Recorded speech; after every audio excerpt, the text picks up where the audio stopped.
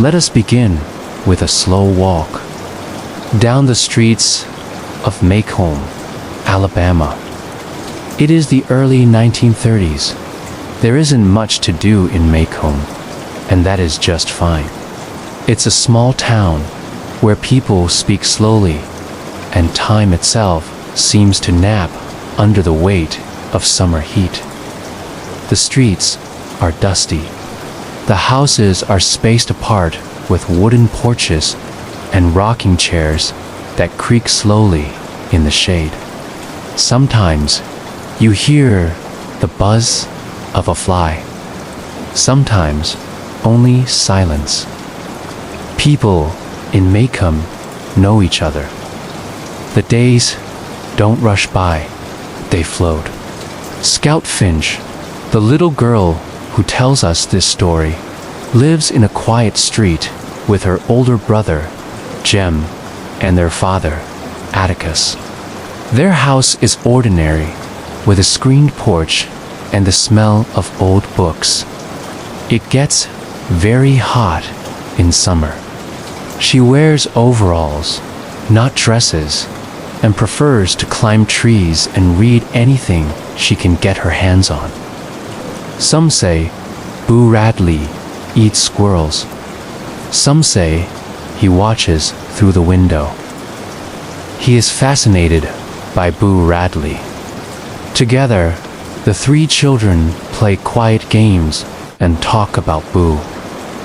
They walk by the Radley place slowly, pretending not to look.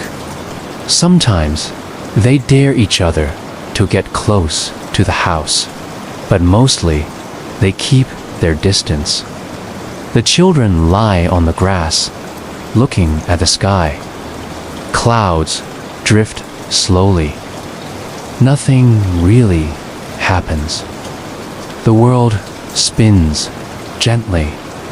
Porch lights flicker on, one by one. Calpurnia calls the children inside. The air cools a little. Supper is simple. Maybe greens and beans. Maybe leftover ham. The children wash their hands, sit at the table, and eat slowly. Life is made of small, soft moments. Laughter in the yard. The sound of a screen door closing, but with waiting, with watching, with wondering. The distant bark of a dog. But nothing is ever truly still. The town breathes in its own rhythm, and a neighbor who never speaks. All of it unfolding slowly, as it should. People come and go, but the porch swings. The sun sets, and the same dusty streets stretch out like lazy lines in a quiet song. But no one really knows. That is what makes the house interesting. But he cares for her, even if he doesn't always show it. They are close, as siblings often are. They quarrel, but they share more than they fight. Dill asks impossible questions. The grown-ups talk in low voices behind the porch screens. No one hurries. Not in Macomb. They pretend to be pirates, explorers, and adventurers. Atticus reads the newspaper, his glasses low on his nose. The night is quiet. Outside, the cicadas hum, but always their curiosity returns to Boo Radley. He is a mystery that never quite goes away. They speak in the quiet language of siblings, half sentences and glances, barefoot games and sudden laughter. She reads earlier than most children. Atticus lets her be who she is. He doesn't raise his voice. He speaks in long, thoughtful sentences and rarely interrupts. His voice is calm, like still water in a jar left out on the porch. People sweat slowly, and fans hum softly in the windows. She wonders what his voice sounds like. She thinks about the closed shutters and the strange silence, and whether he watches them walk past. Sometimes the heat seems to fold itself around you like a heavy quilt that cannot be shaken off. Scout is not a fancy child. Jem is older. He tells Scout what to do. Calpurnia, the housekeeper, lives with them. She is strict but kind. Her footsteps are careful. Her voice is firm. One house down the road has closed shutters, even in the summer. That is Boo Radley's house. No one sees Boo. People say he never comes out. The children whisper stories about him. They imagine his face in the shadows, but it is only their imagination. Nothing moves inside the Radley house. Not even curtains. She keeps the household in order. She doesn't say much, but she says enough. She has raised Scout and Jem since they were small. Her presence is steady, like the ticking of the big clock in the hallway. Their neighborhood is full of quiet stories. The Radley yard is shaded by ancient trees. The gate creaks when it swings. The path is lined with weeds. In the summer, Dill comes to visit. He is a small boy from out of town. He is curious and funny. He makes up stories. They play in the yard.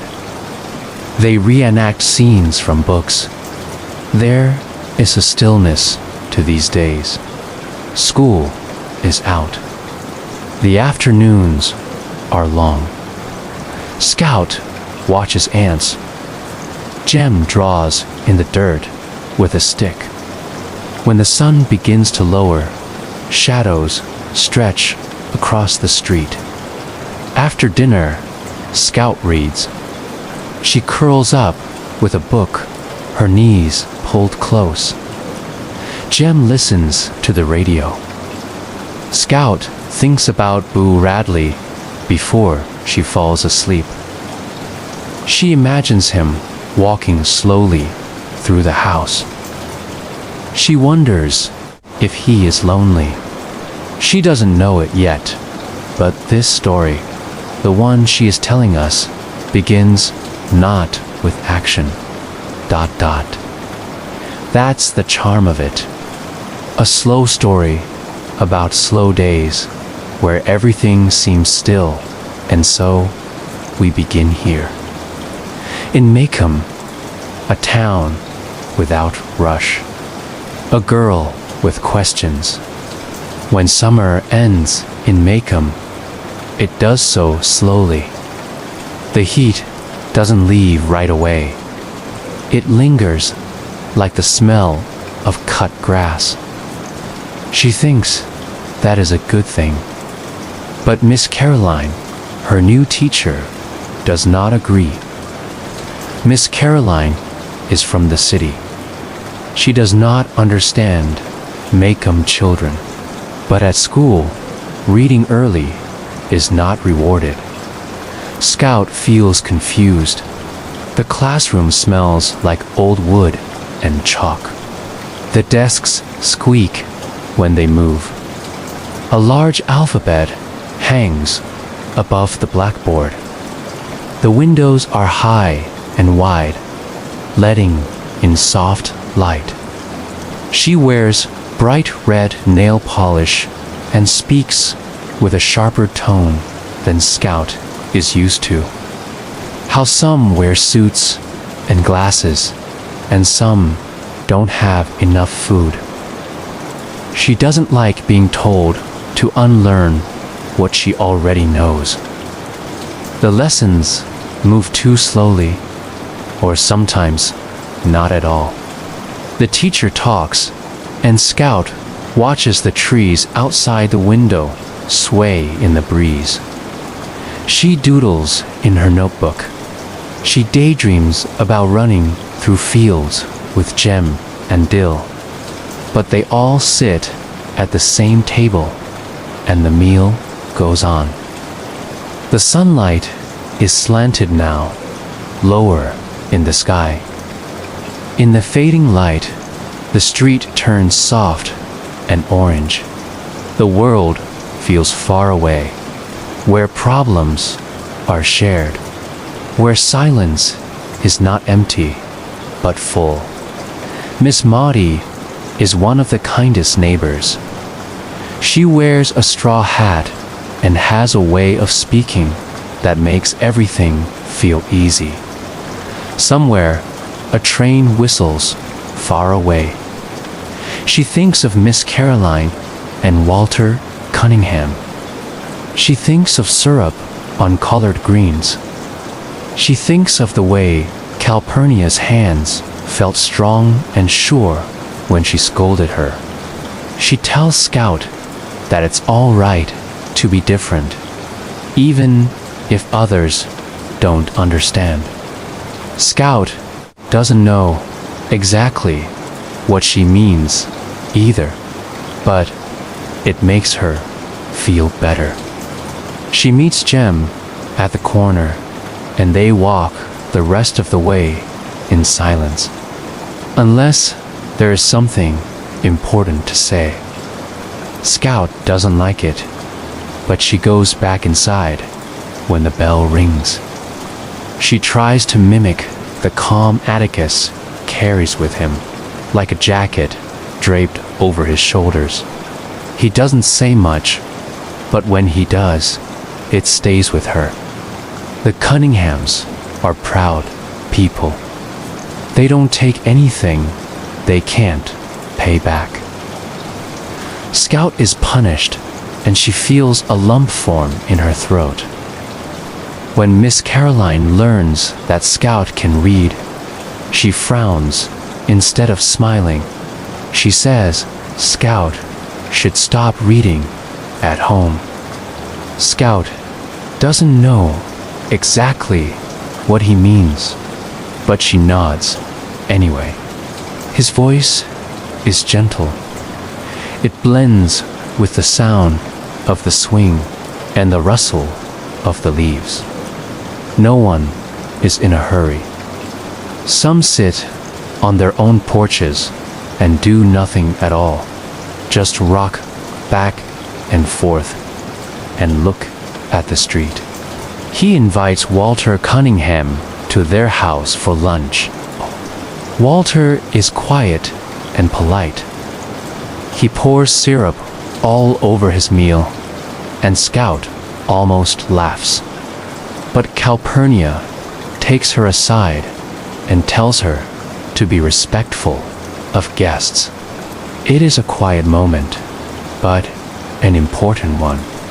But by the time the sun begins to lower, everyone is back on their porches. Calm is never truly loud.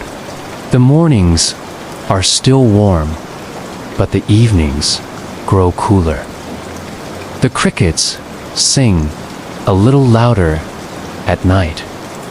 Leaves fall gently from the chinaberry trees, and they crunch underfoot as Scout walks to her first day of school.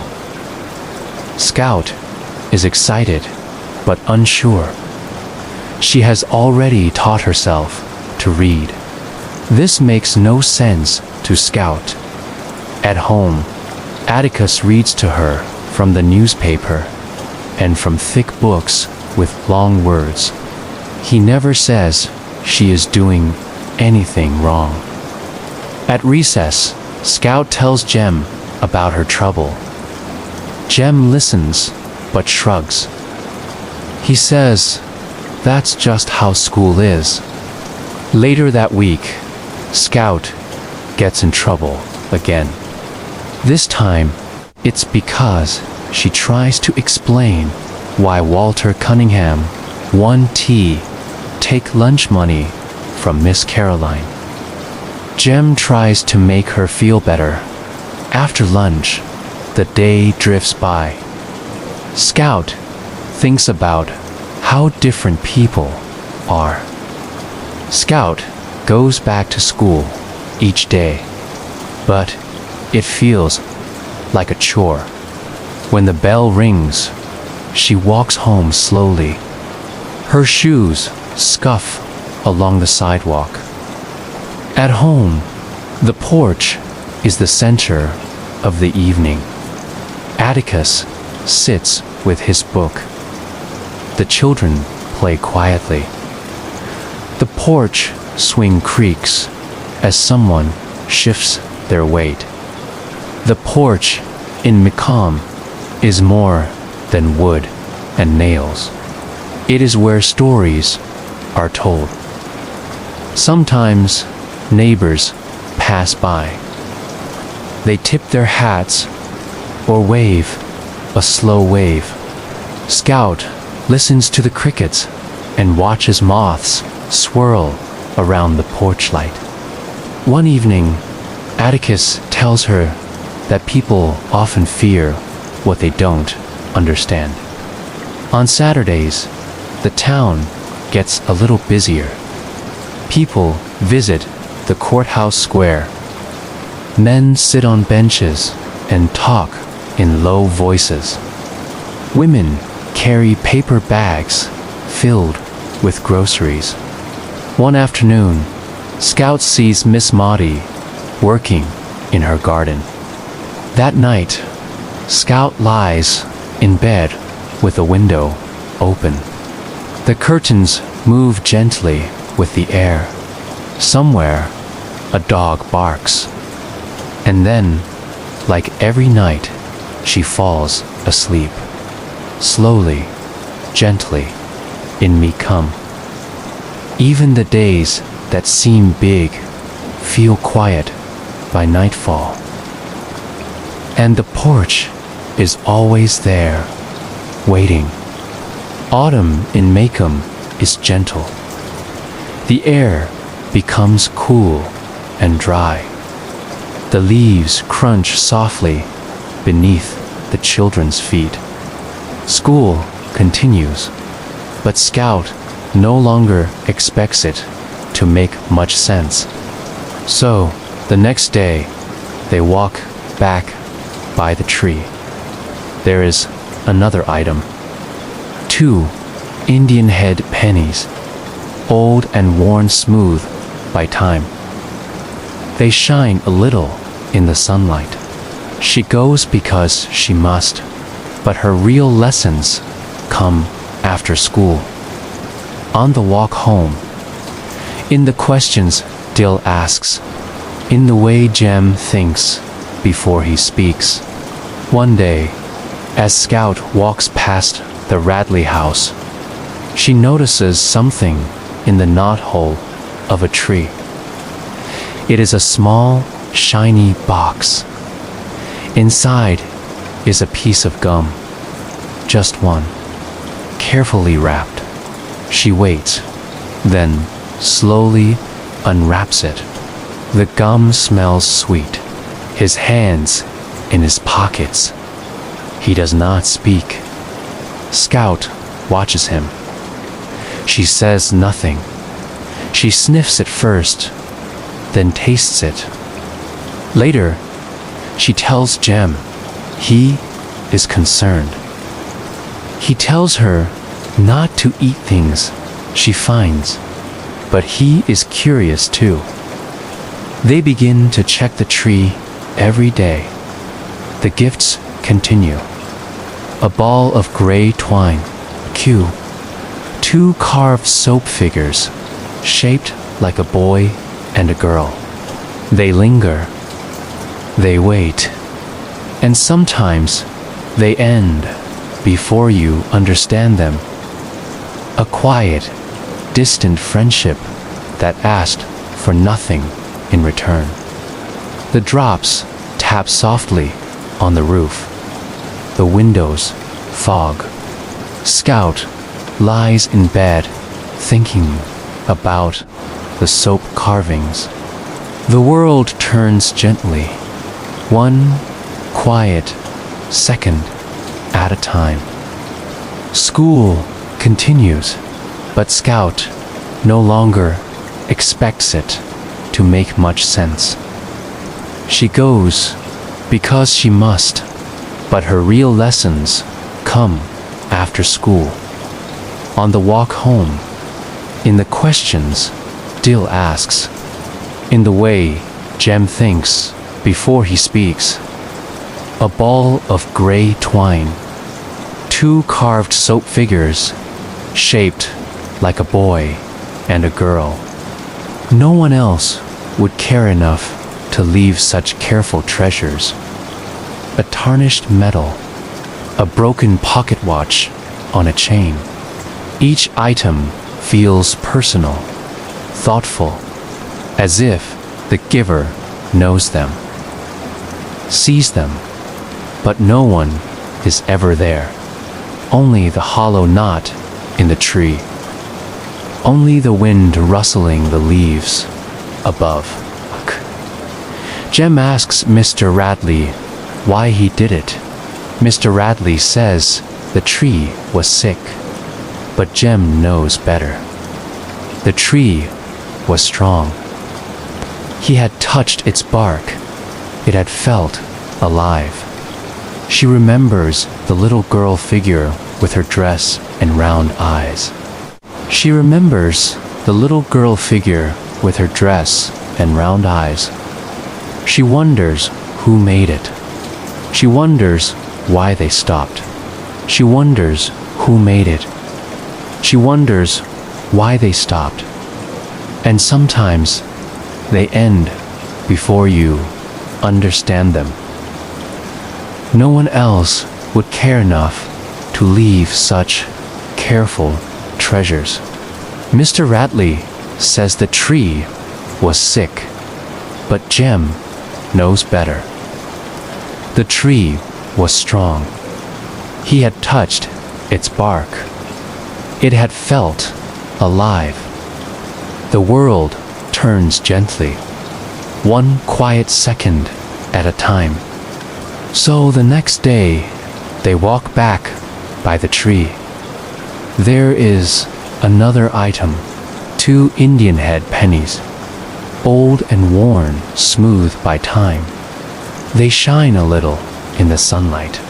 Inside is a piece of gum, just one, carefully wrapped.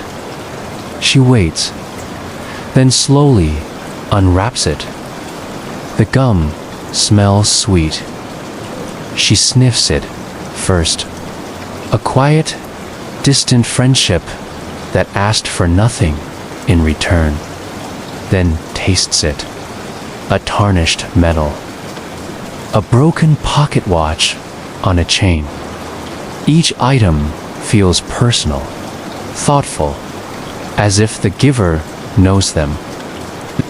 But no one is ever there. Only the hollow knot in the tree. Only the wind rustling the leaves above. They are quiet about the whole thing.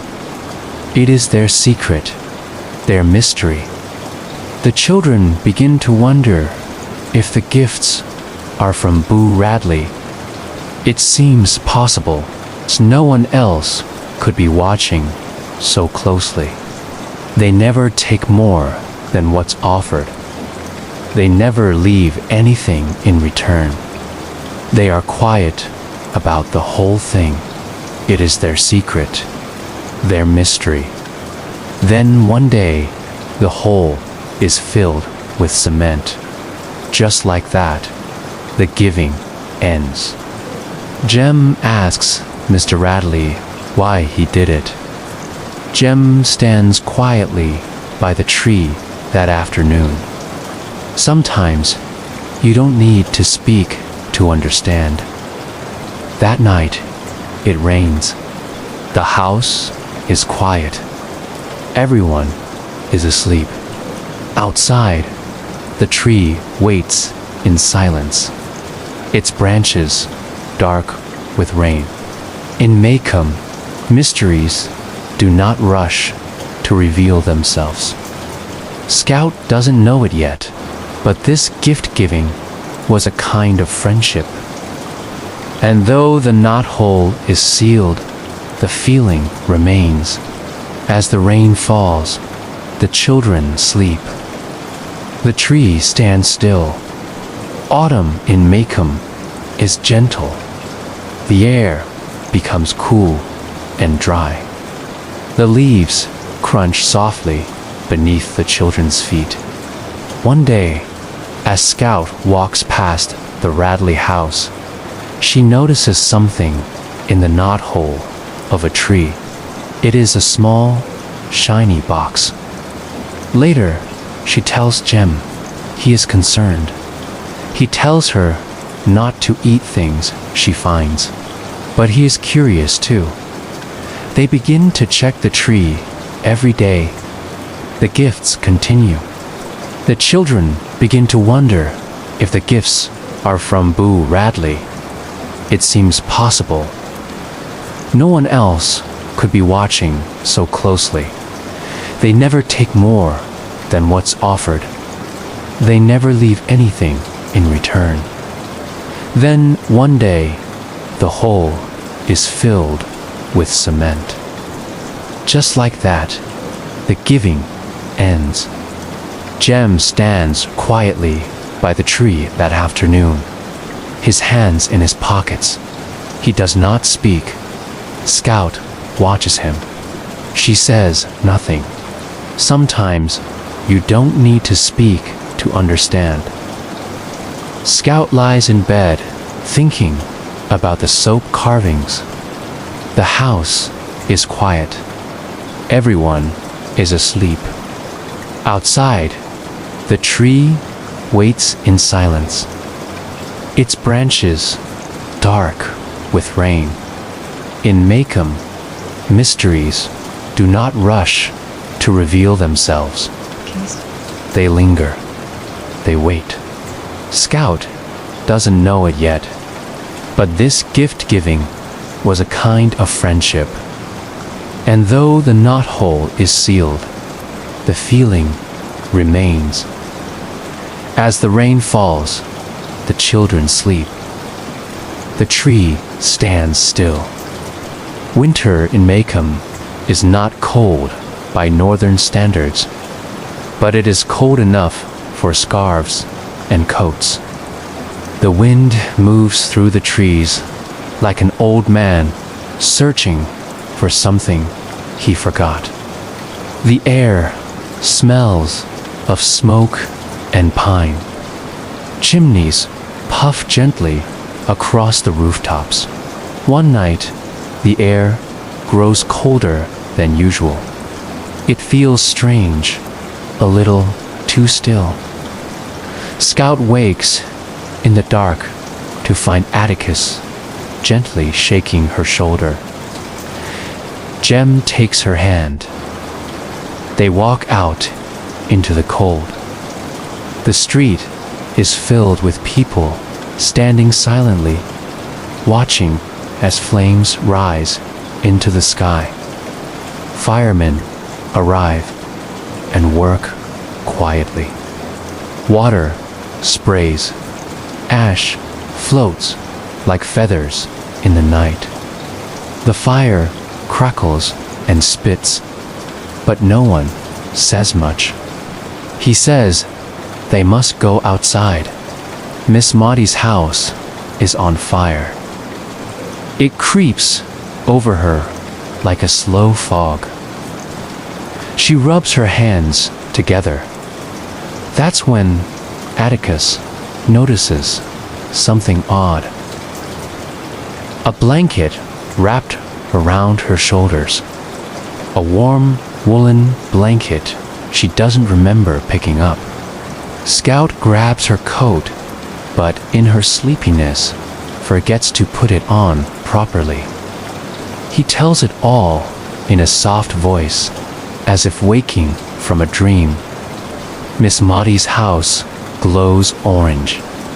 The flames dance on the walls like shadows come to life. Scout and Jem stand near the Radley house. Neither of them thinks much of it at the time. It's not fear exactly. It's something quieter, a wondering.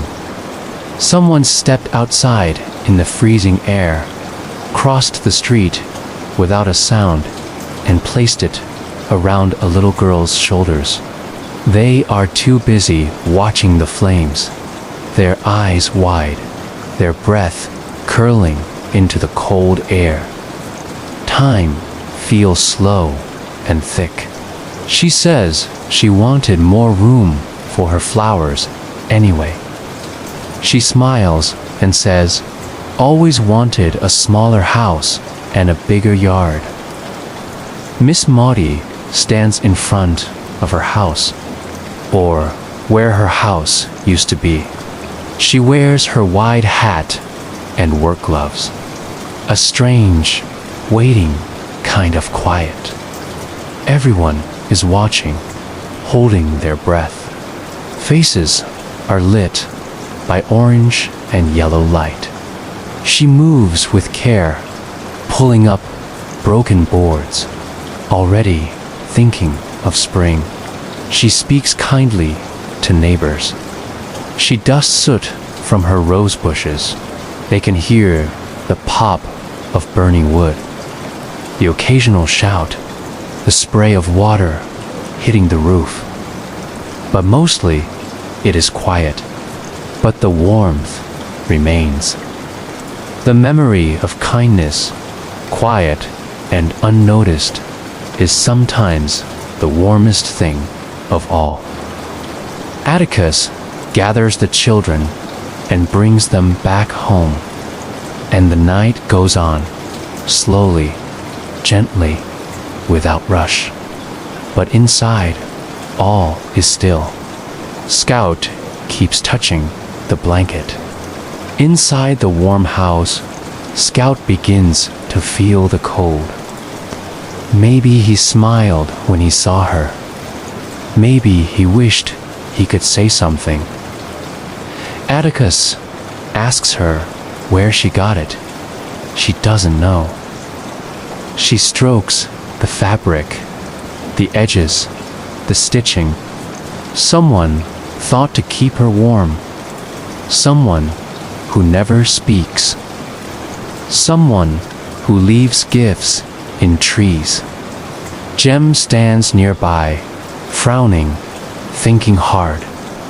Then he slowly begins to understand. He looks toward the Radley house. Ooh, Radley. While everyone was watching the fire, Boo must have come out quietly, just long enough to place the blanket on Scout's shoulders. Then he went back inside. Scout doesn't remember seeing him. She doesn't remember hearing anything. But the blanket is there, and it is warm. Jem tells Atticus everything about the gifts in the tree, about the carvings, the watch, the twine. Atticus listens carefully. He does not scold. He only nods. Scout feels a chill, not from the cold, but from the idea of Boo being so close without her knowing. She looks at the blanket again. It is thick, made of dark wool, with a little fray at the edge. Someone took time to choose it.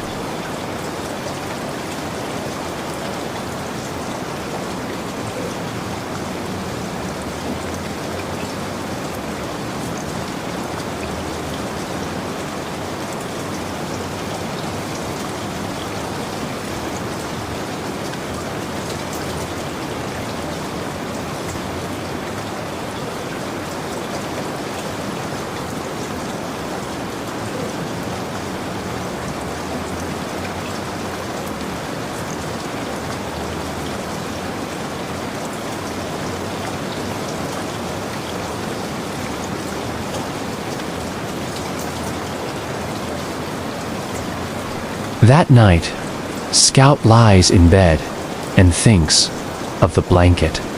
She imagines him tall, pale, watching from behind the curtains. Outside, the wind moves through the trees again. It rustles the leaves, lifts small bits of paper, and sweeps through empty spaces. Sleep comes softly in Maikum, wrapped in blankets, carried on the sound of the wind. And the fire, which had once roared, is now only ash. Scout pulls the blanket closer. January turns into February, and February into March. The days are cool and soft. The sky is often gray, and the trees remain bare, reaching upward like fingers pressed against the sky.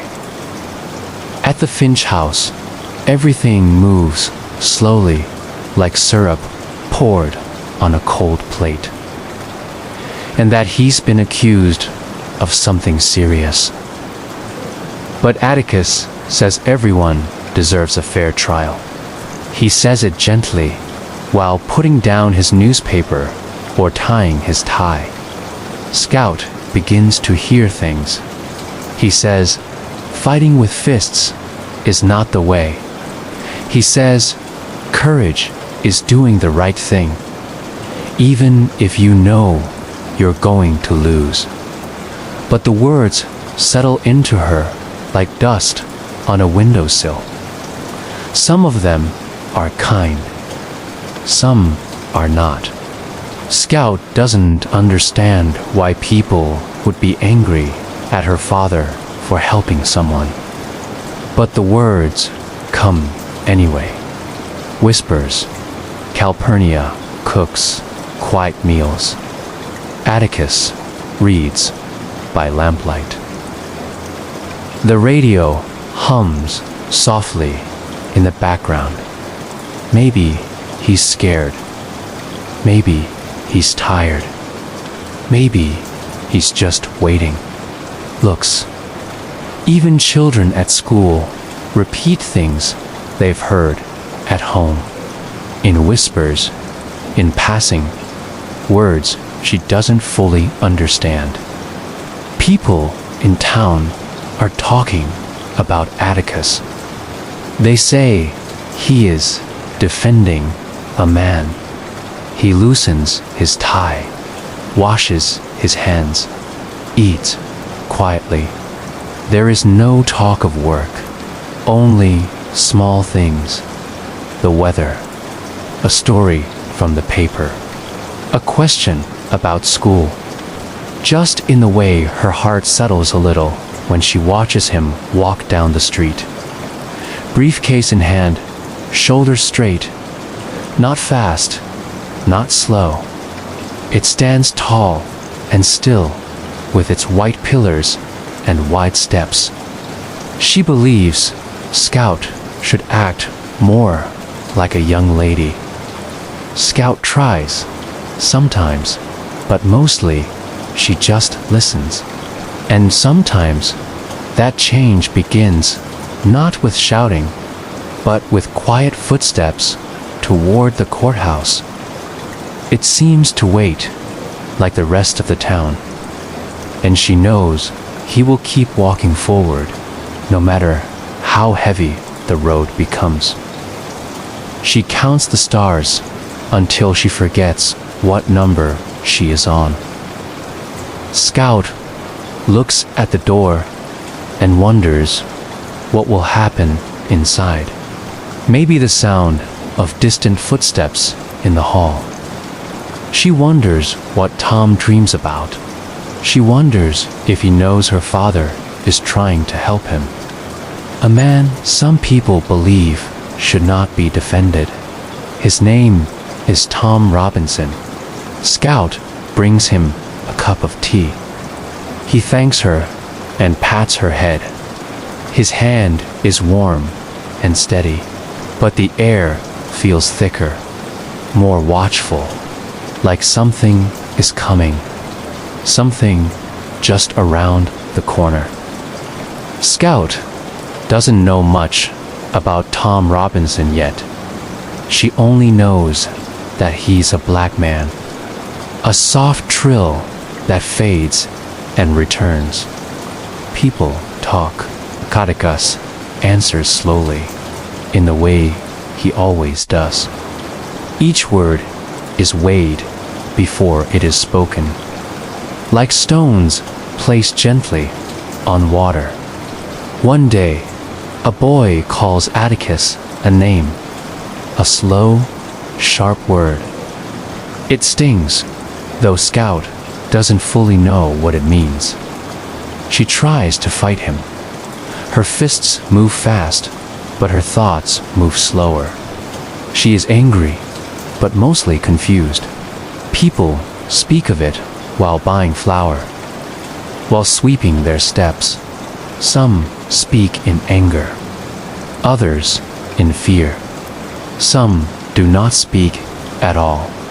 Later, Atticus speaks to her. He tells her to keep her head up. He says it calmly. He doesn't raise his voice. He never does. Scout listens. She nods. She doesn't say much. Jem understands more than Scout. He asks Atticus questions in the evenings. Scout listens from the porch steps. The town watches. The case becomes part of the air. It drifts into stores and porches and church pews. At home, things stay simple. Scout and Jem do their chores. Sometimes, Scout wonders what Tom Robinson is like. She imagines him sitting alone in a quiet cell. The jailhouse Scout imagines must be quiet. A single window, a metal bed, maybe a Bible on the nightstand. Atticus never brags about what he's doing. He never explains more than needed, but Scout feels proud of him anyway. Not in a loud way. Sometimes he returns late. His eyes look tired, but his voice stays calm. One afternoon, Scout and Jem pass the courthouse on their way home. Aunt Alexandra arrives for a visit. She brings her proper dresses and her firm opinions. At night, the house feels full. Atticus's quiet routines are still there. One evening, Atticus sits outside under the porch light. He has a long face, not sad, just thoughtful. They sit together and say nothing. The air smells of garden soil and drying wood. Somewhere, a mockingbird sings in the distance. But it does change. Scout leans her head against the porch railing. She watches the stars come out, one by one. The sky is wide and dark. She doesn't know what will happen. She doesn't understand all the words people say. But she knows her father is brave. And that thought, as slow and simple as it is, helps her sleep. Summer arrives quietly. The days are long, but they pass slowly, like honey slipping from a spoon. Scout and Jem spend more time on the porch, watching the light shift across the street. She doesn't understand it all, but she feels it. He doesn't say where he is going, but Jem's curiosity grows. Later that night, when the sky is dark and the air is warm, Jem slips out. Scout and Dill follow. His chair is positioned so he can see both directions down the street. They crouch in the bushes, peering out into the still evening. The town feels asleep, but there's something different in the air. A hush, a kind of pause before something begins.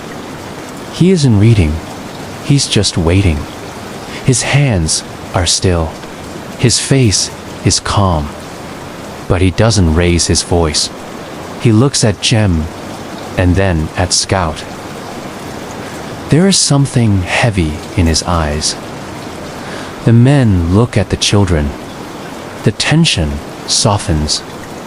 The way a hard wind might fall still for a moment. She feels it in how people look at her father, about things that don't matter, but that do. About hickory nuts and school and small talk. But she knows that something passed over them like a shadow, and it left them whole.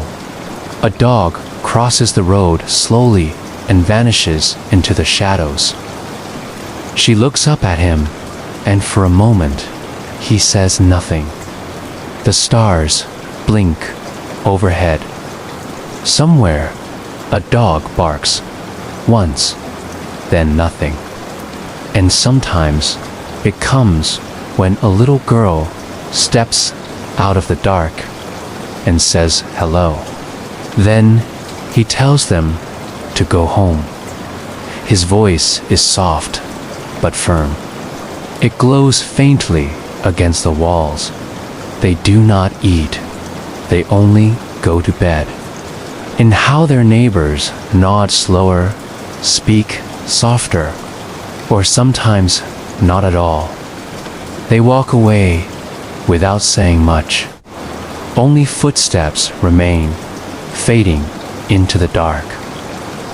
The danger, whatever it was, melts away like fog under the morning sun. Deal is back in town, his feet bare, his imagination as alive as ever. But underneath, something has shifted. A new kind of quiet, a waiting kind of peace. He tells strange stories that make Scout laugh, and when the sun gets too hot, they lie in the shade and watch the sky move.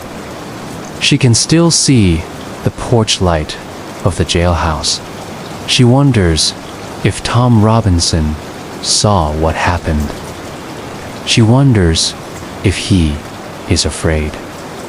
The case begins to stir the town more openly now. Breakfast is quiet. Jem doesn't talk much. Dill keeps looking out the window. Atticus sips his coffee a little slower. Conversations in the grocery store trail off when the Finches walk by. Eyes follow Atticus in silence, but he never changes pace. He continues with his work, with his quiet habits, with his steady voice. Their boots thud softly against the dirt road.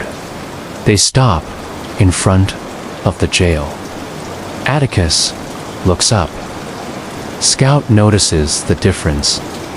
One evening, Atticus leaves the house with a book and a chair. He tells the children to stay inside.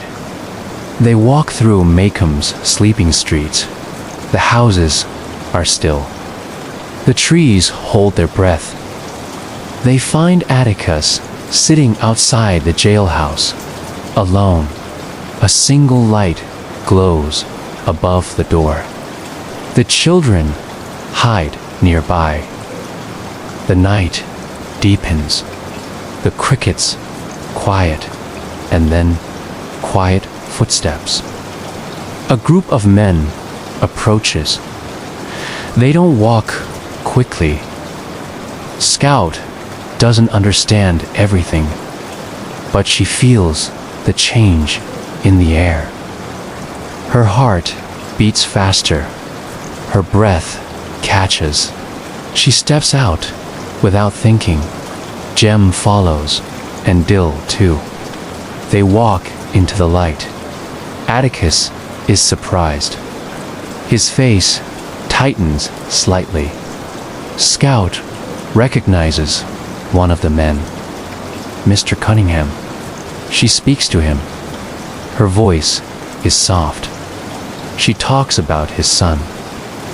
The group of men leaves, slowly, one by one. Atticus stands. He looks at his children. He kneels down. His hand rests on Scout's shoulder. That night, they walk home together. Quietly, no one speaks. The gravel crunches under their shoes. The town stays asleep. Scout doesn't fully understand what happened. When they return home, the house smells like lamp oil and worn books. Calpurnia left a lantern on the kitchen table. Scout lies awake a little while longer. She watches the curtains shift in the breeze. The next morning, the world looks the same, but it feels a little different. Sometimes, change comes in silence. Outside, the morning stretches across Maycomb like soft cotton.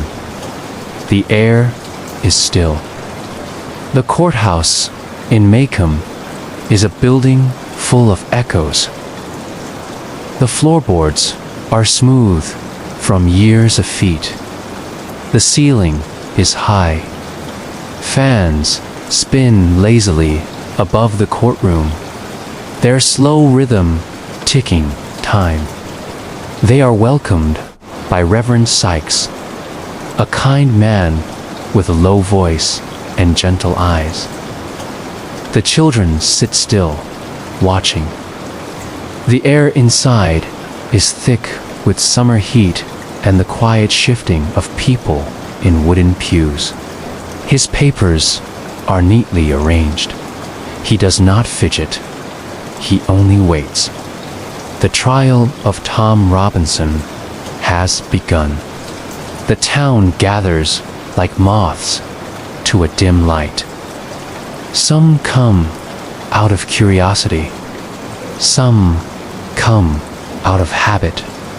Some come because they don't know what else to do. Scout, Jem, and Dill sit in the balcony where the black residents sit. Atticus sits at the front. He wears his best suit, a light-colored one. His glasses rest low on his nose. He looks calm, as always. Sometimes she says things too quickly. Sometimes she stops altogether. Just wanted to help. That word sorry makes the room still. Some people murmur. Some frown. How he had passed by the house many times. How he knew she had no friends, no help.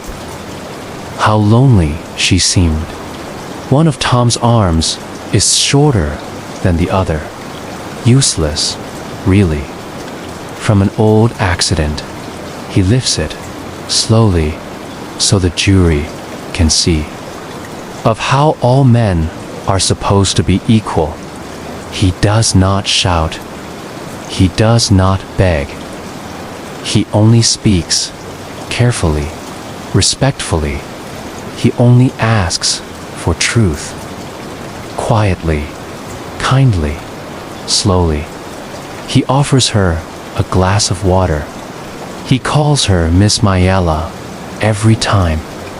His respect does not change, even when her answers seem confused. She speaks like someone who is trying to remember a story that she's been told too many times. To every footstep outside the door, she counts the turns of the ceiling fan. She hears someone cough. She hears someone sigh. Jem keeps looking at the door. Dil dozes with his chin in his hand. He does not smile. She thinks he looks very tired and very brave. But that simplicity is tangled in something much older and much heavier. Just quiet dignity. He nods to the judge. He turns to leave. Every one of them. They do not clap. They do not cheer. They simply rise. No one looks up. No one meets anyone's eyes. Hours pass. The fans keep turning. The voices quiet down. People murmur, then fall into silence again. He fans himself now and then. The courtroom creaks around him. People whisper. People shift. The fans spin. Tom Robinson sits quietly beside him. His hands are folded. His eyes are lowered. He does not speak unless spoken to, with her heart full of something too large for words. The sheriff, then Bob Ewell. Bob is loud. He speaks roughly. He points often. His shirt is wrinkled, and his hair sticks up at the edges. He says many things, but his words feel shaky. But they feel the weight of it, the slowness of justice, the silence of fairness. Scout notices how often he glances at the jury, how his voice rises and falls unevenly. Atticus quietly gathers his papers. Tom Robinson is led away. The prosecutor, Mr. Gilmer, speaks with clipped words. He walks quickly.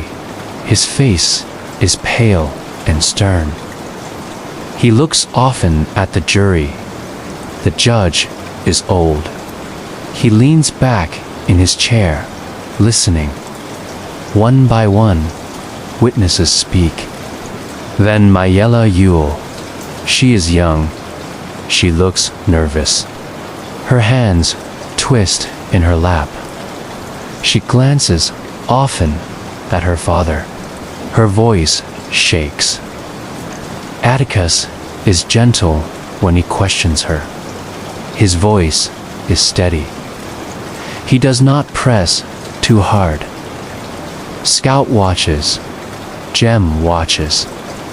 They sit with their knees pressed together. Dill leans forward, chewing his lip. The courtroom feels like it might float away. Then Tom Robinson speaks. He stands. His voice is soft. He says he did not hurt Mayella. He says he felt sorry for her. He explains how he helped her with chores when she asked.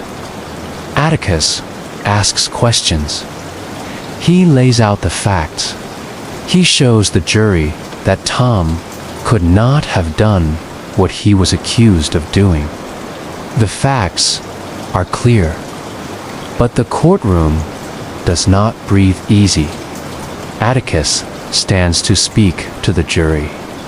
He removes his coat. His voice is low and even. He speaks of truth, of justice. He reminds them of the evidence, of what was said, of what was not said, of how the case is simple. Scout watches her father. The jury leaves the room. The children wait. Reverend Sykes tells them to stay seated. It will not be long. Scout listens to every creak of the floor, and then the jury returns. The verdict is read. Guilty. Scout does not move. Jem's hand tightens on the rail. Dill wipes his face. The children do not understand. Not really. Not fully. Atticus puts his papers in his briefcase. He buttons his coat. He walks with no rush, no anger. As Atticus walks out of the courtroom, the people in the balcony stand. Reverend Sykes leans down to Scout and whispers, "Miss Jean Louise, stand up. Your father's passing." And she does, quietly, slowly. Outside, the courthouse clock ticks softly. The sky has grown darker. The town breathes in and holds its breath. The courthouse empties slowly. Feet shuffle down wooden stairs. Voices return in quiet murmurs, hushed by the weight of the verdict. Outside, the summer night has cooled. The sky is still dark, painted with deep navy and quiet stars. A slight breeze rustles the trees as the townspeople drift away. Scout, Jem, and Dill walk home in silence. Their steps are slow. The gravel under their shoes crunches gently, as if careful not to disturb the stillness of the night. Jem walks ahead. His shoulders are tense, his fists tight. He doesn't speak. At home, the house is dark. The front porch creaks as they climb the steps. Inside, Calpurnia has left a lamp glowing in the kitchen. Its light is soft and golden. It hums faintly. The children do not eat. They go straight to bed. Scout lies awake for a while. Her head rests on her pillow, but her thoughts do not rest. She thinks of Tom Robinson, of the jury, of her father's tired face, of the people in the balcony rising, of Reverend Sykes' voice in her ear. She listens to the house. It is quiet. Only the gentle ticking of a clock in the hall.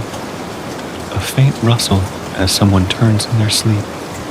She listens until her thoughts become dreams. The next morning, the sun rises without hurry. The world looks unchanged. But Jem does not come down for breakfast. He stays in his room, lying still, staring at the ceiling. Scout visits him. He doesn't talk much, only says, "It wasn't right." Atticus goes to work. He ties his tie slowly. He buttons his shirt with steady hands. He kisses Scout on the head and places his hat carefully on his head. Outside, he walks down the path with quiet steps. Miss Maudie invites Scout and Dill to sit with her. She bakes a small cake. There is no celebration, only silence shared between friends. She tells them that there were some good people in that courtroom, that not everyone agreed with the verdict, that change is slow, but it begins with people like Atticus. Jem joins them later. His eyes are red, but dry. Miss Maudie gives him the largest slice. They eat in silence. That evening, the children sit on the porch. The air is thick with the scent of garden soil and warm wood. Fireflies blink lazily across the yard. Somewhere, a mockingbird sings. The song rises and falls gently. Dill talks quietly about going home soon. Scout listens. Jem leans against a column and says nothing. A few days later, Atticus comes home late. His face is grave. He sits with the children and tells them, slowly, that Tom Robinson tried to escape, that he ran, and he was shot 17 times. Scout does not speak. Dill looks down. Jem stares at the floor. Atticus removes his glasses. He rubs his eyes. His voice is heavy. He says it shouldn't have happened. That Tom had hope, and then he didn't. The world grows still again. The wind moves through the trees. The stars appear, one by one. Later that night, Scout lies awake. She thinks of the mockingbirds, the ones that do nothing but sing, the ones that bring no harm. She does not cry, but her chest feels tight, as if something large and invisible is resting there. The days pass, slowly, quietly. The town returns to its usual rhythm, but Scout notices more things now. She sees how people look at her father.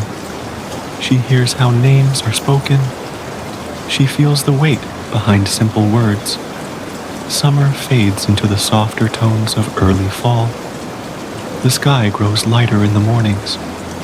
The air carries a different kind of warmth. The children do not forget. They speak less of the trial, but they carry it in how they walk, in how they listen. Atticus continues with his work. He still reads the paper on the porch, still ties his tie each morning, but there is a quiet tiredness in his eyes. In the evenings, they sit together on the steps. Calpurnia brings iced tea. Scout leans against her father's leg. Jem rests beside her, and the night falls gently, just like always, slow, silent, full of stars. A chapter has ended, but the story does not. It lingers, in hearts, in hushed words, in footsteps down old streets, and in the quiet songs of mockingbirds that never ask for anything except to be heard. Autumn settles into Maycomb with soft footsteps. The leaves dry and curl. The wind moves more easily through the streets. The sky turns a paler blue, and the days grow shorter. Inside the Finch house, the lamps are lit a little earlier. The light they cast feels warmer, softer. Aunt Alexandra begins hosting her missionary circle meetings more often. The women arrive in calm waves, each carrying a dish or a pie, their dresses rustling like autumn leaves. When the voices become sharp or too proud, Miss Maudie doesn't raise her voice. He takes Aunt Alexandra aside and speaks in a low voice. It doesn't feel real, not at first. Aunt Alexandra holds her glass a little too tightly. Miss Maudie closes her eyes for a moment. Scout watches his hands. They are steady but slow. She only says a few soft words that settle the room like a blanket. Just carried, just held gently inside. Her presence alone seems to keep things from tipping too far. Nothing loud, but not quiet either. Just enough to stick in one's ear. Enough to leave a mark. The mornings are cooler. The leaves crunch beneath their feet as they walk. Scout carries her books. Jem carries his silence. Not really. Atticus says they will be all right. That people say things sometimes when they feel small. That words can be loud, but not always deep. The school plans a play. Scout is to be a ham. The costume is made of chicken wire and brown cloth. It is bulky, awkward, and covers her completely. She finds it funny. She giggles when she first tries it on. Jem calls her a walking dinner. The living room fills with the gentle clinking of teacups, the slow stir of spoons, and the practiced tones of polite conversation. Scout spends more time watching the world than speaking in it. Deal has gone back home. The house feels a little emptier. The sky is fading into that soft blue that comes before true night. They do not speak for a long time. Scout watches from the hallway, her dress scratchy and unfamiliar. Slowly, like everything else in Micum, she speaks slowly, carefully. Atticus listens closely. The sheriff nods. They piece together the night like a soft puzzle. His face is kind and shy. Parents clap and children giggle. Scout's turn on stage comes quickly. She misses her cue, but makes the audience laugh. Her costume twists around her. There's a sharp crack, and then silence. The world narrows to shadows and fear. Scout obeys, but she doesn't speak much. She listens. The voices of the women float past her like music she can't quite follow. The stories melt away. He is just a man. All from Boo's eyes. They talk about faraway places, about doing good, about helping people. But underneath their gentle words, Scout hears something else. He touches her hair once, then slips back into the shadows. Something stiffer. Something that doesn't match the kindness in their teacups. Someone else. Miss Maudie sits near Scout, calm and quiet. During one meeting, Atticus returns home early. His face is grave again. The room is hushed. The light is low. Tom Robinson is dead. That is what Atticus says. He tried to escape again, and they shot him 17 times. Somewhere in the distance, a mockingbird sings one last sleepy note before the night deepens, and Mecum rests. Scout does not cry. Neither does Aunt Alexandra.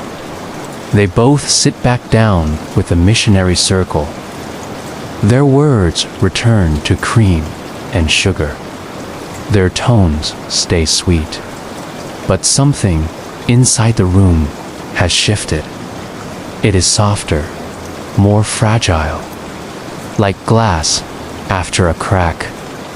Later that evening, Scout sits with Jem on the porch. Jem says, "I don't understand it. Not really." Scout only nods. Some things, she realizes, are not meant to be understood. The season continues to turn. School begins again. One evening, Atticus talks about Mr. Yule. Bob Yule had made threats. Scout isn't afraid. Time passes, as it always does. The porch remains a place for quiet thoughts. Halloween arrives. The night of the play is dark and cool.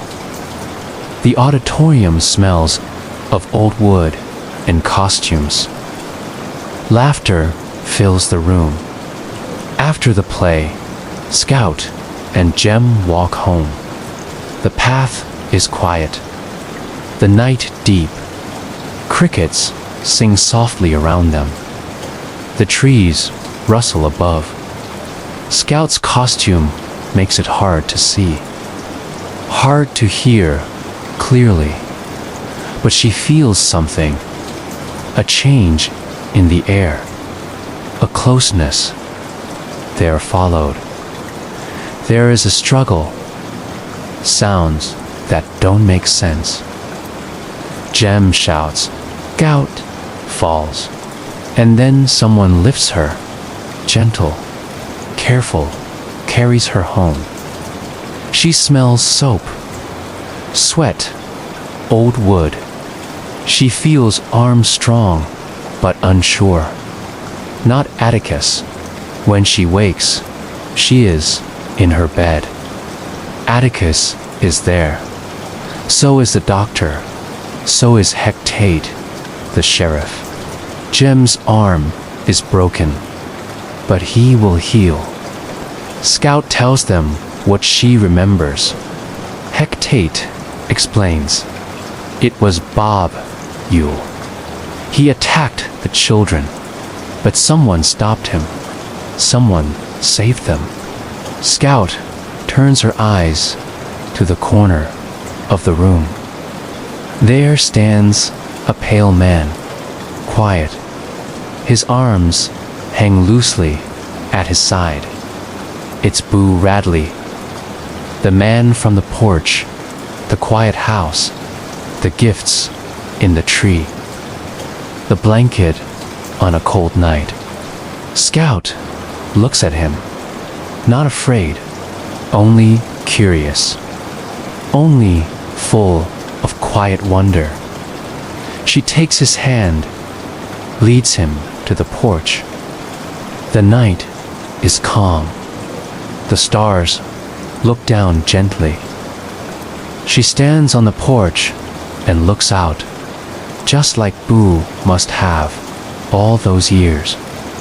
She sees the street, the town, her father's house, her brother's window.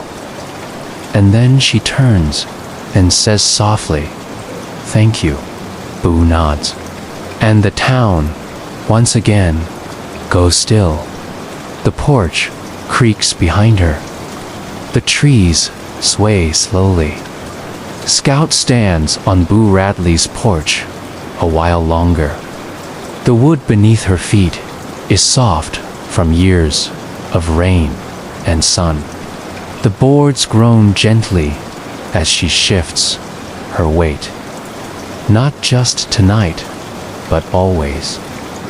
The same cracked sidewalk, the slow stretch of trees leaning over the lane, the same porches where people sit in the summer, the same children who run and shout and grow. The porch swing creaks just slightly in the breeze. Everything is still except the night. She sees the street as Boo must have seen it.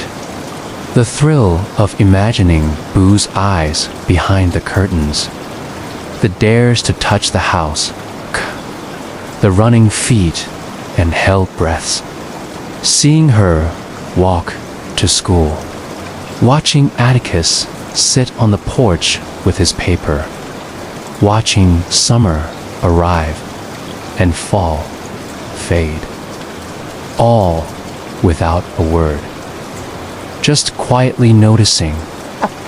She remembers how every creak in the fence, every shadow on the window made their imaginations jump and spin, and yet it all feels different now that she's standing here, now that she's looking back. He brushes her hair back from her forehead and tucks her into bed, begins to read. His voice is quiet and even, like the wind through pine trees. The story is simple. A boy on a journey. A lesson about kindness. About how people aren't always what they seem. About how sometimes, if you look gently, the world is softer than it appears. He checks Jem once more, listens to his breathing, adjusts his pillow. She thinks about the night, about Jem, about the gentle hands that carried her from danger, hands that didn't have to, but did. She remembers the games, the stories, the mystery that filled this space. Not because her father reads more slowly, but because her mind is drifting, floating between his voice and the dreams waiting just beyond the edge of sleep. Her breathing slows. Her hands rest still. Now it is all quiet. The shadows remain, but they do not scare her. They feel like old friends, resting.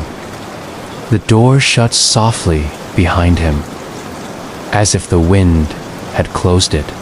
She imagines Boo watching them from behind the curtains, day after day, year after year. Seeing Jem break his arm, the lamp glows warmly a few minutes more, then clicks off. Its walls hum softly with the memory of the day. The wind, cool now, carries the last echoes of children's laughter folded into time. On the street, the sidewalk remains cracked. The trees continue to lean, always watching, always remembering.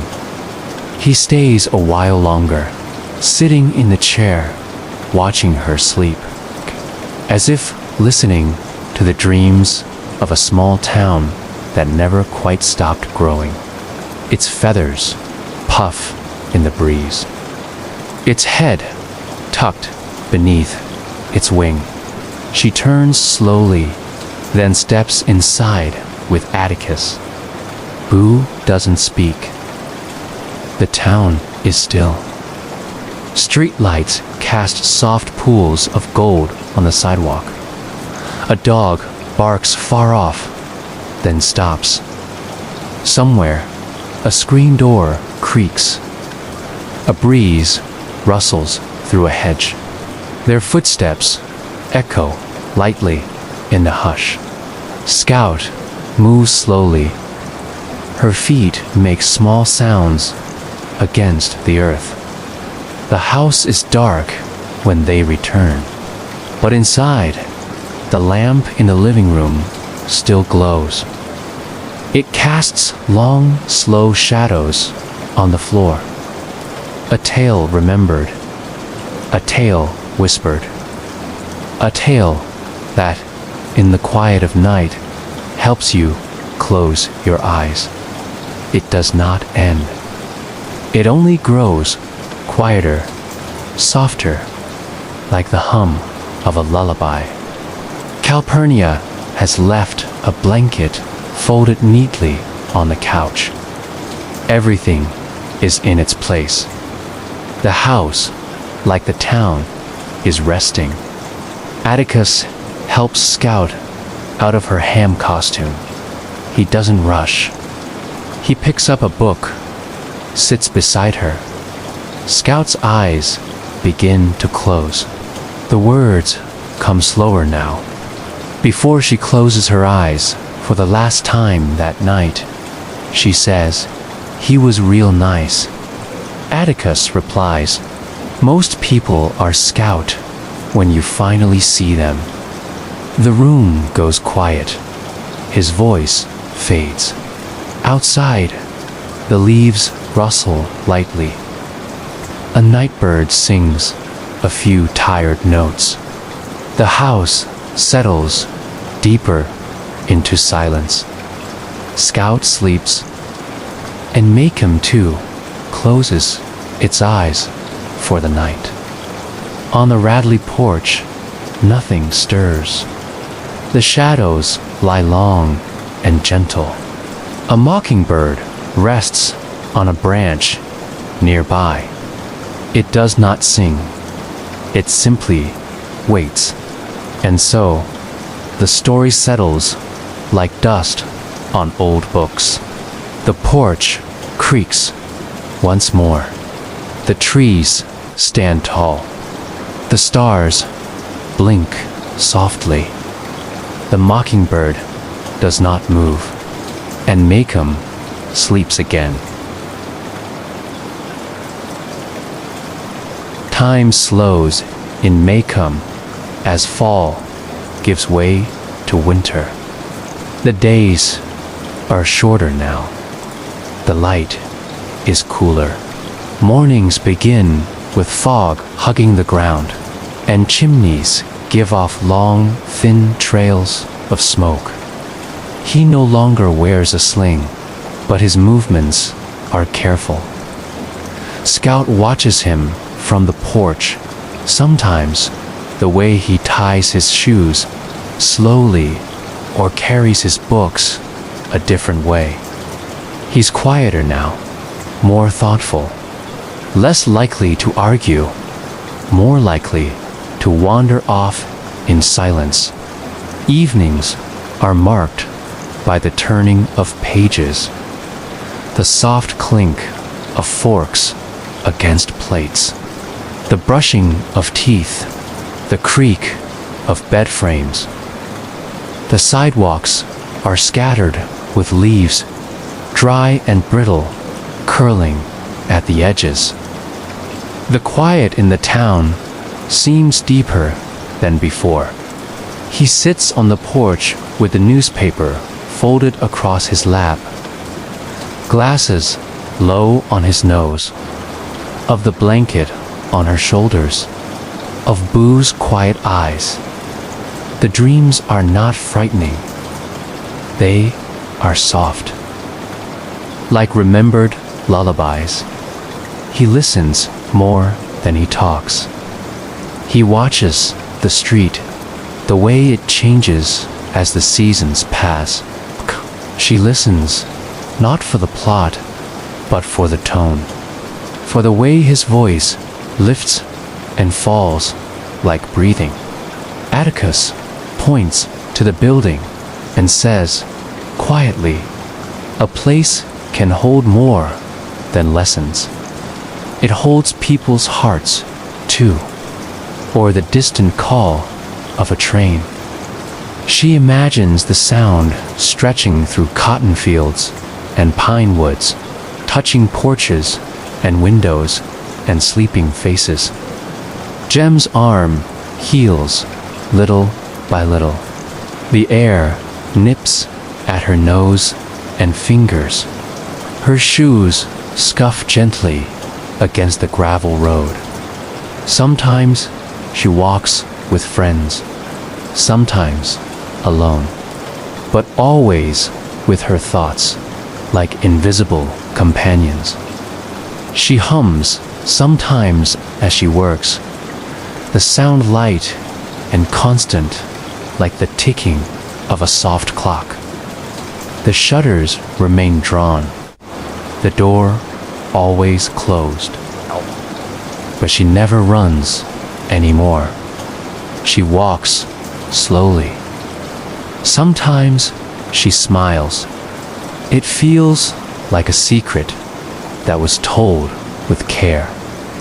Always, she makes cornbread and stews that fill the house with scent and memory. Some speak of Atticus with respect, others with discomfort. Scout notices it all, files it away, not with anger, just with understanding. In a porch that creaks when no one's watching, the sound of Jem's laugh when he finally laughs again, the hush of the evening wind. She and Atticus talked in soft tones on the porch, while Scout helps Calpurnia in the kitchen. They speak about Tom, about Boo, about justice and time, about how change moves slowly in some places, like molasses in winter, like something precious that you don't want to lose, and how many people, like Boo, might be quietly watching the world with care. Scout follows her into the kitchen more often now, watching the way she stirs, the way she folds towels just so. Atticus moves through his days with steady hands and tired eyes. He goes to work. He returns home. The Finch house becomes a quiet shelter from the larger world. Inside, everything is familiar. Everything is slow. When someone whispers behind a hand, when a voice changes in tone, she sees how stories are passed along, twisted like yarn. She knows not everything told is true. Scout still walks to school each morning, though the path seems longer in the cold. In the schoolyard, children still run and shout, but Scout listens more than she used to. She hears the spaces between words now, notices what is not said. At night, Scout dreams more. She dreams of the Radley house. Sometimes she wakes and hears the wind moving gently through the trees. Atticus still reads to her, not every night, but often. His voice a slow stream of words. The story's simple, gentle. She likes to sit beside him, her head leaning against his side. The faint rustle of the pages like the brushing of dry leaves. One afternoon, they walk past the schoolhouse. The yard is empty. The swings move slightly in the wind.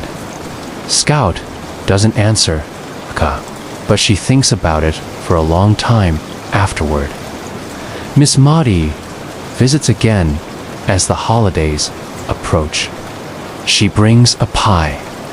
Maycomb stays the same in some ways, but in others it shifts. Tiny turns, like leaves stirred by wind. Some neighbors wave more. The mockingbirds return in spring, but now their song feels different to Scout.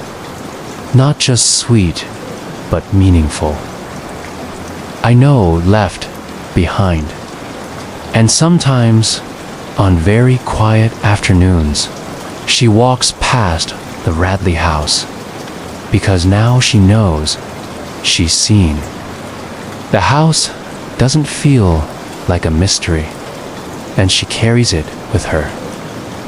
In a town that remembers, in streets that speak through their silence, Scout grows, one quiet moment at a time. She begins writing down the days in her mind, the way the town feels when the rain falls.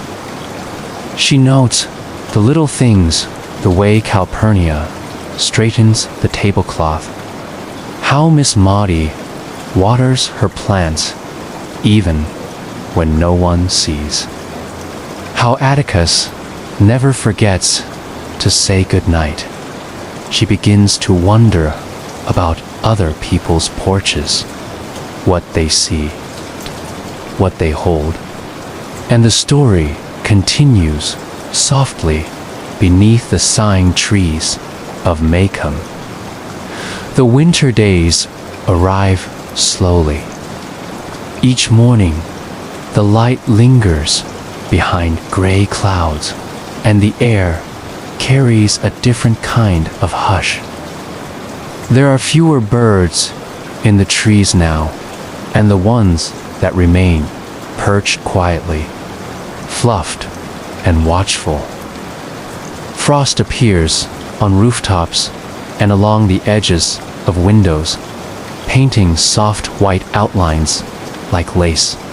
Scout pulls on her socks, shivers at the touch of the floor, and tiptoes down the hallway to the warmth of the kitchen. Calpurnia pours her a cup of warm milk with a dash of honey, just enough to coat her throat.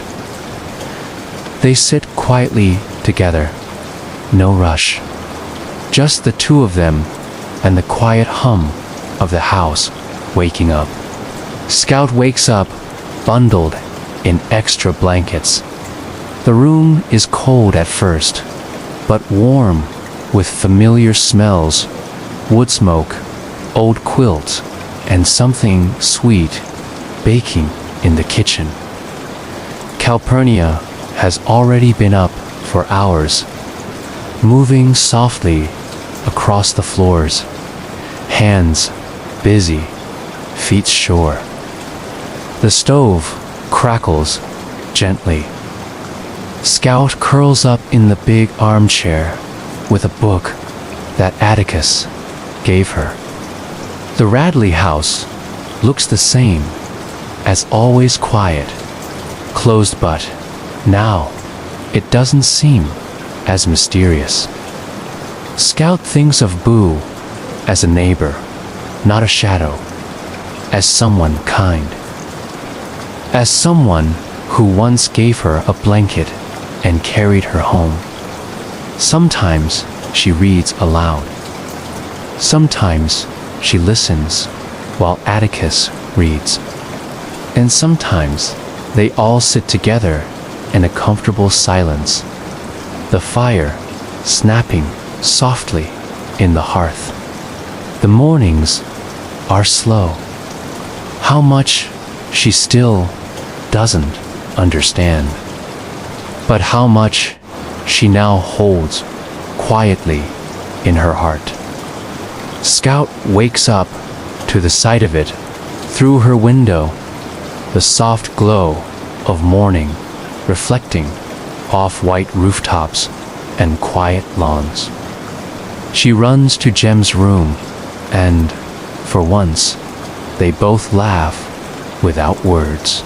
Scout likes to walk past them on her way home from Miss Maudie's, watching the yellow light flicker through curtains. It makes her feel safe, like the town is still watching over her, like everyone is still connected in a quiet, gentle way. It looks like a painting, still gentle, like a memory waiting to be made. When he finally rises, his voice, his steps slower. The note is short, just a few lines in her careful handwriting. Scout reads it aloud. 4 little hands to crack and big hearts to warm. They dress it in old clothes and laugh at how lopsided it is. She writes in short, simple sentences, like the story she is still learning how to tell. Atticus comes outside just to see. He doesn't say much, only smiles and takes off his glasses to wipe the cold from them. Jem smiles when he hears it, even though he tries not to. He doesn't talk as much, but when he does, his words feel more certain, like he's already thinking ahead. Jem usually sleeps later now. His arm, though healed, still aches in the cold. He takes careful steps on the frosty ground. Scout watches him from the window as he walks down the path, his figure small against the quiet landscape. The town feels paused it, like it's holding its breath until spring. Atticus leaves for work with a scarf wrapped around his neck, his hat pulled low. At school, the windows fog over with every breath, and the chalk squeaks softly against the board. The teacher's voice echoes a little in the cold air.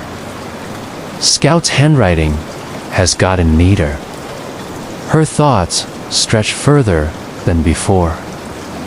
Miss Maudie sends over a basket of pecans.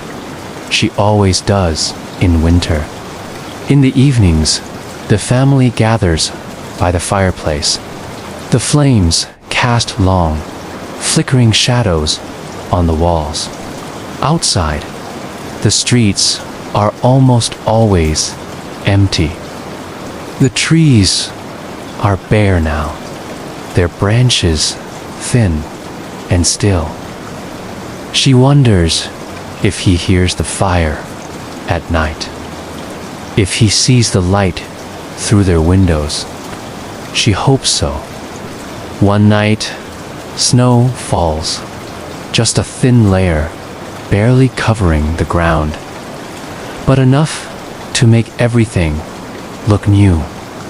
They build a snowman together, or try to.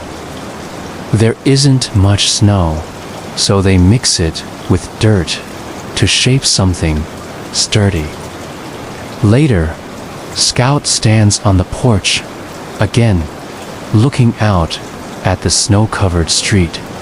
She imagines the past layered beneath the snow, every footstep, every whispered secret, every game played on these same paths, and she realizes how much she has seen. That night, she writes a little, just for herself. She writes about the porch, the trial, the mockingbird. Make him sleeps early in the winter. By 8, most houses are dark. The season settles over the town like a thick quilt, tucking in the corners, calming the wind, smoothing the world. And in the Finch house, the fire burns just a little longer. The story continues, soft and slow, and winter stays a little while longer in Maycomb.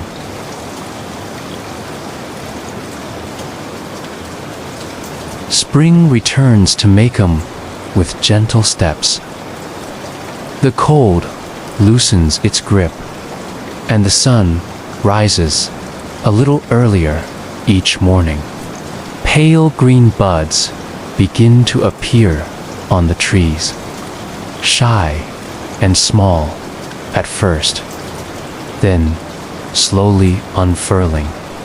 The sidewalks warm under the sun, and dust begins to rise again with every footstep. Scout notices how the colors return.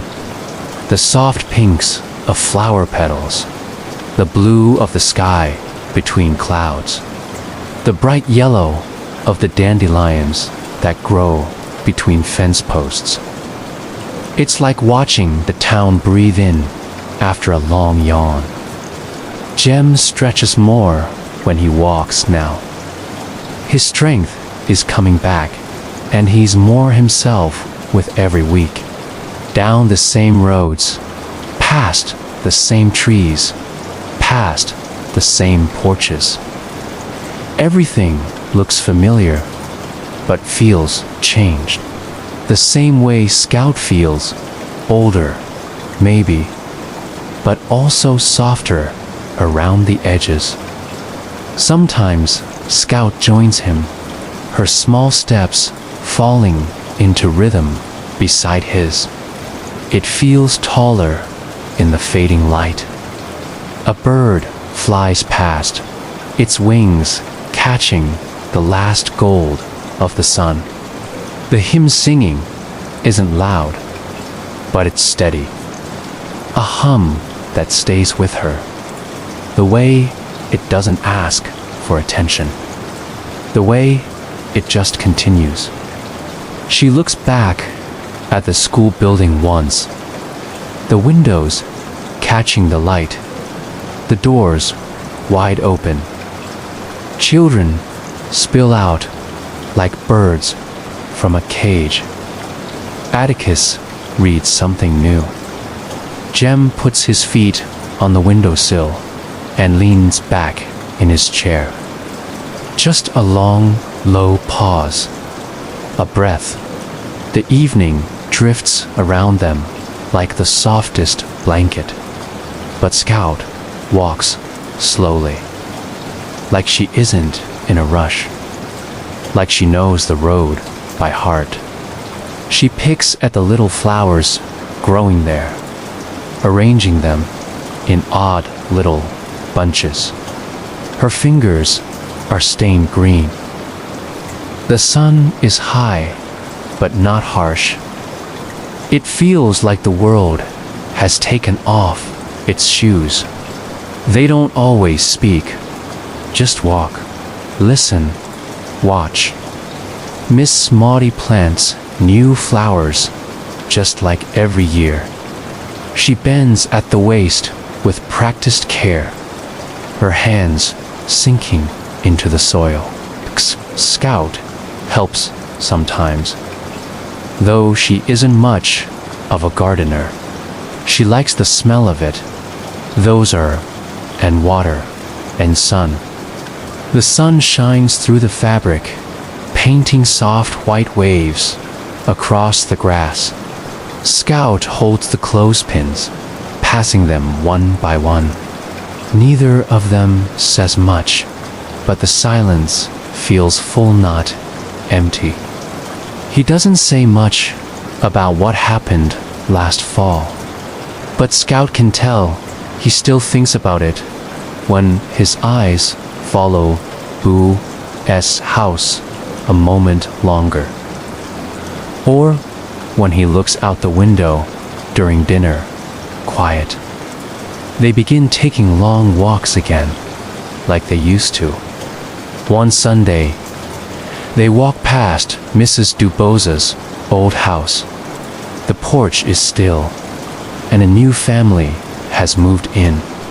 Children laugh from inside. Scout and Jem don't stop to look, but Scout does remember the sound of the alarm clock, the scent of camellias, and the lesson Atticus tried to teach them. Its coo is slow and deep, as though even the bird is in no hurry. She stretches in bed, noticing how warm the air feels already. The seasons have shifted for good. About courage, about fighting battles you know you can't win, but trying anyway. Scout lies there some afternoons with a book resting on her stomach, eyes half closed. The breeze carries the smell of honeysuckle. The sound of children playing reaches her from blocks away. At the courthouse, the grass is beginning to grow again. The building looks the same, tall and steel and heavy with stories. Scout wonders if she ever go inside again. If she ever sit in that balcony, high above the heads of the people below. If she ever hear another verdict spoken aloud to a room holding its breath. She hopes not. But also, she hopes she'll remember. Back at home, the porch swing creaks a little more now that the weather is warmer.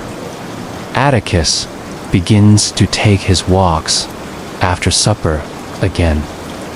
A slow stroll around the block, hands behind his back, hat tipped low. They pass Calpurnia's church one evening, and Scout looks up at the steeple.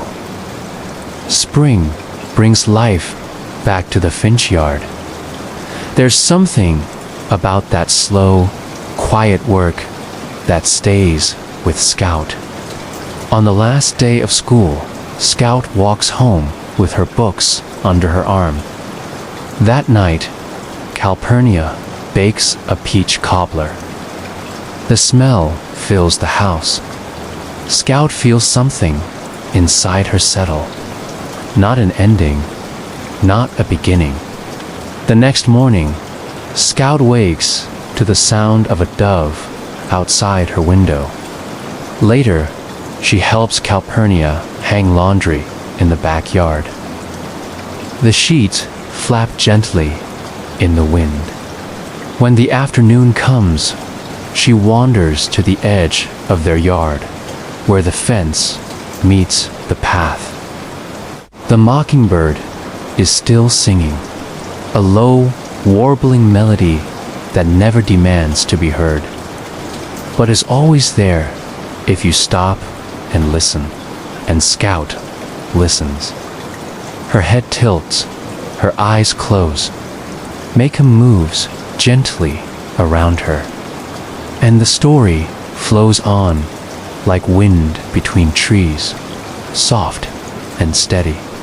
Just like before, just like always, the evenings are warmer now. Long shadows stretch slowly across the sidewalks. The cicadas hum low and steady, and the air carries the soft scent of earth and flowers. She often sits on the front steps, elbows on her knees, chin in her hands. He opens the window wide, resting his arms on the sill, eyes scanning the street. There is dinner to come, dishes to wash, a book to read, but for now, they are still, wrapped in the moment, unfolding like the petals of a quiet evening bloom. He watches for no reason, just to see, just to feel the slow passing of time. Watching, listening. The porch swing moves gently in the breeze. She reads slowly, the words like smooth pebbles in a shallow stream. Scout doesn't always understand them, but she loves how they sound when he reads them aloud. She doesn't always remember what she read, but she remembers the feeling, calm, easy, gentle. But when he arrives, he always places his hat on the same hook and gives Scout a nod, gentle and quiet. It fades slowly, like watercolors left to bleed. The stars arrive without fanfare, blinking one by one. The moon takes its place above the rooftops. He thanks her with a tired smile and smooths her hair with one hand. She holds the moment close. Scout passes it during her evening walks and no longer hurries. She nods politely, even though she knows no one is standing there. It feels like a habit now, like a courtesy, a recognition. They all begin to look alike in the most peaceful way. Sometimes he joins her on the steps. They sit side by side, not needing words. The creaking sound is familiar, comforting, like a lullaby that never ends. Atticus comes home a little later now. The days are longer and there's more work to do. Jem still likes the window seat. The Finch house is not the only one holding its breath. Other homes, other families also settle into the rhythm of nightfall. Calpurnia's humming drifts through the open screen door. A melody Scout has never quite learned, but one she always recognizes. Lights begin to turn on across the street, one window at a time. Soft glows behind lace curtains. Scout sees Miss Stephanie Crawford sweeping her porch. even as dusk falls. She moves slowly, pausing now and then to lean on her broom and watch the world go by. Mr. Avery closes his shutters with 2 loud bangs, followed by the sound of him sneezing. Scout smiles. Some things don't change. The Radley house remains still, its windows dark, its door closed, but it no longer feels strange. Sometimes, Scout reads quietly while the light fades. Atticus often chooses poetry, lines that drift and settle, soft as feathers. The world is quiet here, he once read, and she nodded, because it was. One night, a breeze picks up and stirs the papers on Atticus's desk. Scout runs to gather them. As the sun sets, the sky turns the softest shade of peach. Scout lies on her back in the grass, looking up. The sky is wide. She counts stars, but loses track. And then the quiet grows deeper. The kind of quiet that only comes at night. The houses dim. The streets hush. Even the trees seem to lean into sleep. And the Finch house sighs too. The porch swings slows. The windows go dark. The kitchen light flickers off, one by one, until there is only the sound of the wind and a mockingbird singing somewhere far away. A lullaby for a town, a lullaby for a Scout, and still the story continues. The final days of summer slide into the warm quiet of early fall. The days are not as hot now. The cicadas hum slower. The trees begin to show the first signs of change. Leaves shift ever so slightly to a faded green. Dust curls along the edge of the road, and the porch boards creak under lighter steps. Scout is older now, not much by years, but in the ways that matter. She moves with more ease, more thought. She listens more, speaks less. And when she does speak, her voice is just a little steadier, still full of wonder, but softer. On a quiet afternoon, she sits in the very same swing on the porch where so many stories began. She pushes herself gently with one foot, letting the motion come naturally. When he speaks to her, even about small things, the weather, the paper, the garden, she hears the years behind his voice, the care, the patience, the kindness. She remembers Mrs. Dubose and the way Atticus said courage was when you start something, knowing you might not win, but you do it anyway. But Scout holds it all like a story she doesn't have to tell out loud. She picks the flower and presses it between the pages of a book she keeps hidden in her drawer. A book rests in her lap, unopened. Her eyes drift across the yard. He's asleep in the chair, glasses low on his nose, the newspaper slipping from his hand. The room is bathed in orange light, soft and long.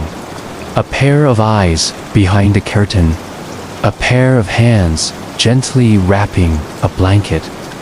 Every place feels like a sentence in a book she's still reading, one without a final page. A silent figure in the corner of memory, a reminder that understanding lives in quiet places. And now she knows some shoes are worn thin and quiet. Some shoes never leave the porch, but they still carry a life. He hums something low and tuneless. Calpurnia calls them in for supper, but they don't rush. There is no hurry in the Finch household. No rush in a town like Macomb. Atticus, as always, is steady. His steps, his gaze, his voice unchanged, yet full of everything Scout has learned to understand. Some nights she dreams of Boo Radley, not with fear, but as a quiet presence. Scout often remembers what Atticus said, that you never really know a person until you stand in their shoes. The mockingbirds still sing. Some evenings, Scout listens harder, as if one might be the very same bird that sang during the trial, during the fire, during every long day that came before. Its song doesn't change much, but that's the comfort of it. One afternoon, Scout finds a single camellia growing along the fence. School starts again. Life continues. Some things stay. She walks slower now, past the courthouse, past the Radley house, past Miss Maudie's flowers, and one evening, she watches Atticus from the doorway. She doesn't wake him. Instead, she steps outside. The sky is clear. The stars are steady. The air smells faintly of pine and soil. She walks to the edge of the porch and sits. Her legs dangle. Her eyes close. The town breathes with her. Everything is still. And just like that, the story settles down, quiet as a feather, soft as a sigh, and somewhere a mockingbird sings, still.